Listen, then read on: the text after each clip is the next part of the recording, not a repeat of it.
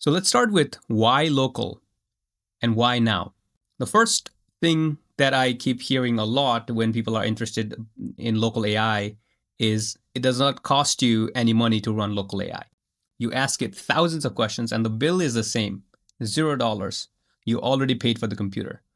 Now there is electricity cost, we have to consider that, but you don't pay for the API like you do when you call GPT models or Anthropic models, right? So the marginal cost is almost zero except for the electricity.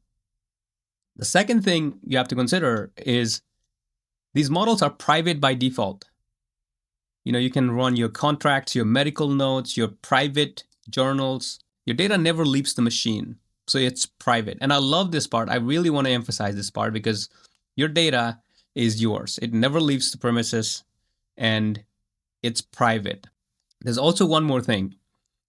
Local models also give you option of several fine-tuned models. So when Anthropic and ChatGPT deny you answers when you ask about certain topics, local models, you can usually find a flavor that gives you answers on sensitive topics. And you can find a fine-tuned model that can answer a lot of questions that you may have, which is usually denied by ChatGPT and Claude and other frontier language models offered by the big labs.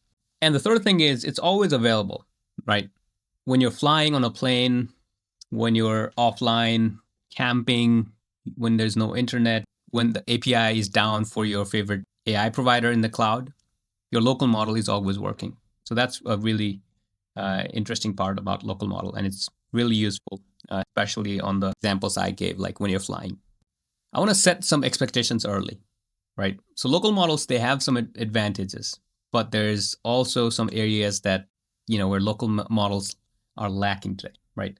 For chatting and writing, for summarizing documents, for some code help and autocomplete, working with private data, and for always on small agents like OpenClaw and Hermes, right? Local models are usually very good.